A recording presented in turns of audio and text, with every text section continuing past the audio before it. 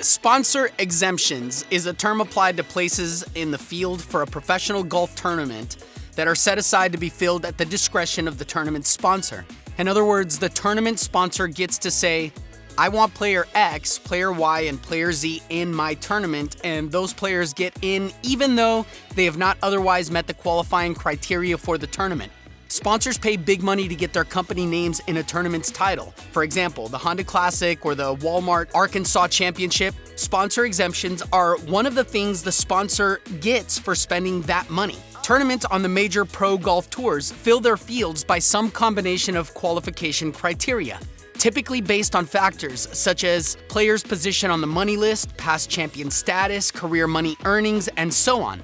But a sponsor might want to get a golfer into the field who has failed to qualify through those criteria. But why? Well, any number of reasons. Maybe the golfer is a resident of the city where the tournament is being played and is therefore highly popular. Or the golfer is a top amateur playing for the local university. Or it's a former champion who remains popular with local crowds. Or it's someone who has a contract with the tournament sponsor. Or it's a one-time star who has fallen on hard times and lost his or her tour status, but is still capable of drawing crowds. Whatever the reason, the sponsor wants player X in the field, and sponsor exemptions give that sponsor the ability to add players to its tournament. Is it actually the sponsor making the choices? Let's say Toyota is the title sponsor of an LPGA tournament and the LPGA Toyota Milwaukee Open, let's call it. Are Toyota executives really holding meetings to decide which golfers are going to get sponsor exemptions? Possibly, but possibly not. The tournament director is usually the one who makes the decisions on whom to use the sponsor exemptions, but those exemptions will go to golfers the tournament director feels most benefit the tournament by generating fan interest and media coverage, for example, thereby benefiting the title sponsor.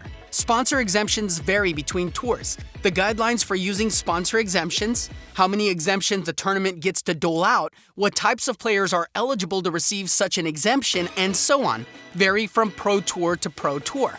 There is no guarantee that a tournament will give out any sponsor exemptions, but most pro tours do allow some sponsor exemptions in most tournaments. Even within the same tour, the usage of sponsor exemptions can vary. Let's use the PGA Tour as an example. Standard PGA Tour events, those that aren't majors or WGC tournaments or FedEx playoffs, are allowed to give out 8 sponsor exemptions. FedEx playoff tournaments give out none.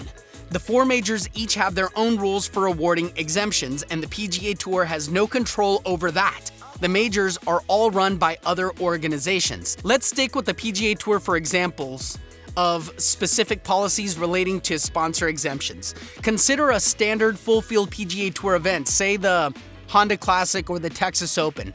Here are the PGA Tour guidelines for the use of sponsor exemptions by such events. A tournament can award a maximum of 8 sponsor exemptions. Amateurs are eligible so long as said amateurs have handicaps of 0 or less.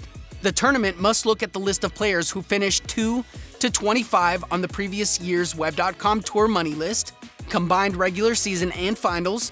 If any of those players are not already in the field, at least 2 sponsor exemptions must go to those players. At least 2 sponsor exemptions must also be used on PGA Tour members who are not otherwise in the field. As you can see, PGA Tour events do not have completely free rein in use of their exemptions. There are guidelines that have to be followed. That's true of every tour.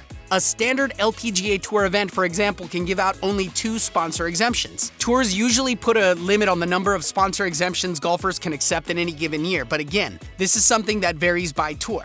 On the PGA Tour members can take an unlimited number of sponsor exemptions. Non-PGA Tour members can take a maximum of 7. Players who do need sponsor exemptions typically write letters to the tournament directors requesting them and then hope for the best. It's not uncommon to see sponsor exemptions referred to as sponsor invites, sponsor invitations, or sponsor exceptions.